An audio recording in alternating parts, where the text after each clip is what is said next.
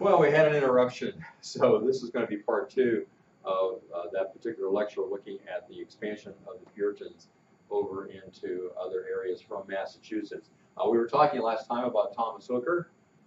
Thomas Hooker is the one who was pointing out the difficulties with staying in Massachusetts, and so he is going to be the one that's going to lead the people to another place. A little bit of background on him: he was chosen as the pastor of the church at Newton when he arrived in Massachusetts in 1633. In June 1636, just 3 years later, he led his parish to Hartford. Notice he led his parish. The whole church went together. As I told you before, the the Puritans did not just go individually here and there normally. If they came to America, they came as a church congregation. If they moved from where they originally came, they moved together as a church congregation. And so he went to Hartford, 100 miles west, led the colony there until his death in 1647. Now, one of the huge influences that Thomas Hooker had, not only upon Connecticut, but upon the United States, was his authorship of the first written constitution in America, called the Fundamental Orders of Connecticut. You can see written in 1639. Now, the Mayflower Compact was a written document that gave the impetus toward governing themselves and of consent of the governed, participation in government. But the Fundamental Orders of Connecticut actually give us lay out a constitution that was used to govern. And this had a great influence then upon the establishment of the United States. Basically, he adopted the system that was being used in Massachusetts, with the exception of elimination of the church membership requirement for voting. So he believed that people outside the church should be able to participate in government as well. The people who owned property, who possessed good character, and were religious were the ones who could vote, which made up about a third of the colony. Now, one thing that it's important for us to understand that because there were disagreements between Hooker and the authorities in Massachusetts, didn't mean that they did not get along otherwise. That did not remain a point of contention. John Conn, whom you may remember being referenced earlier, said this concerning Hooker: "He seems to have been regarded the common property of the churches in all the New England colonies," unquote. For example, he was elected moderator of the first New England Synod, gathering of all the churches together in New England. He was effectual in healing the schism between Wilson, Wheelwright, and Cotton at the time of Anne Hutchinson. He was even invited by Cotton and Davenport to attend the Westminster Assembly of Divines in England in 1642. You may recognize that word Westminster. It was out of that assembly that came the Westminster Catechism, which many of you may be familiar. But he refused to go because by that time he had become congregational. He decided that there was no reason to be a part of the Church of England any longer.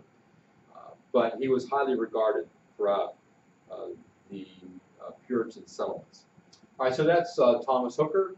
Remember him. Thomas Hooker is the one who planted the colony in Hartford, the first one to leave the Massachusetts colonies to settle in a different area. The next man that leads some Puritan settlers away from Massachusetts is John Davenport. John Davenport desired to establish a church and commonwealth based on a model that seemed more scriptural than any other. He was wanting to get more Bible-based in his ideas of government. So he left Massachusetts to establish a settlement in New Haven in 1638. He did restrict voting to church members, unlike Hooker. And for him, the church and state was intimately knit together. They acted in concert. You can see here is New Haven, where Davenport took his congregation. Eventually, in 1662, as you see in the bottom there, Hartford and New Haven merged together to form the colony of Connecticut. A few years after that, Davenport left New Haven and was called to First Church Boston to serve there as a pastor. And so once again, you see there was no animosity toward him for having led some people to a different place. All right, so that's Connecticut. Remember Hooker and Davenport. Next we move to Rhode Island, and we're going to see Roger Williams is going to be the main character here. Roger Williams arrived in Massachusetts in 1631, and he brought with him a reputation for being a strong and opinionated leader. He soon demonstrated that he was also the purveyor of strange ideas. These ideas soon led to dissension. The main points of his contention between Williams and the Puritans were these. First of all, he said it was a national sin for England to take Indian land without just compensation. He felt that it goes back to England. You know, the English government should have had a policy of paying Indians for whatever land they took. Secondly, he denounced the Puritans for not severing all ties with the Church of England. He felt that they were trying to get away from the persecution that they had been enduring in England, part of which was because of the Church of England. So he was of the opinion that they ought to just sever it all and really become congregational in their outlook. Each church would be their own church without being a part of a denomination, if you will. He also denounced the Puritans for, he also advocated complete separation of church and state. Now, he did not mean by that the same thing that we hear today when people talk about separation of church and state. What he meant was that the church and the state or the government should operate separately. He did not believe that there should not be influence of the church on the state. He just believed that there needs to be a separation of the government of both, that there should not be a mixture together of that. And it's in fact, that is going to be the major issue that's going to provide the impetus for action by the Massachusetts authorities against Roger Williams. So Williams was eventually banished. He viewed the Puritan Commonwealth differently. The Puritan leadership saw it as an integration of religious and civil activity to the glory of God, an example to all others. He felt that the mixing of the government and the church was a mistake. So as a result, the General Court banished Williams in 1635. Now they had, just like with Hutchinson, pled with him to not spread his ideas, to keep quiet, but he refused to do so. And after many entreaties, eventually they forced him to leave. It was in winter time, and so many people who think the Puritans were awful people point to that and say how terrible that the Puritans forced him out in the winter. But this was after a long period of attempted efforts to get Williams to stop what he was doing. He had been a missionary to the Indians at one time, although he stopped that because he got the idea that Christ was returning soon and that Christ himself would go to the Indians and speak their language, and so there was not much point in him doing it. But he had made friends with the Narragansett Indians nearby, and they took him in during the winter.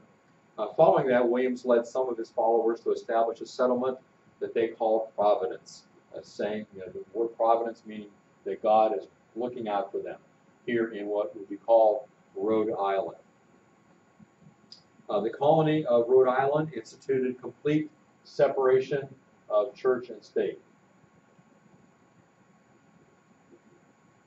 prohibiting the government from establishing or supporting one religious group and protecting churches from state interference.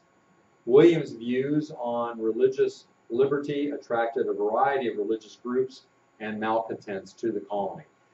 Anywhere where people had trouble with religious opinions and could not live in a particular colony, they could always come to Rhode Island.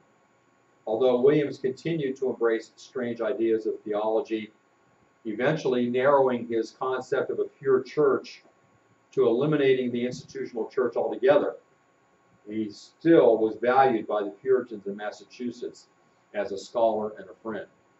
His ideas of a pure church so narrowed the particular church over which he was pastoring until finally it was just he and his wife. And he wasn't so sure about his wife. But even so, the Puritans continued to use Roger Williams.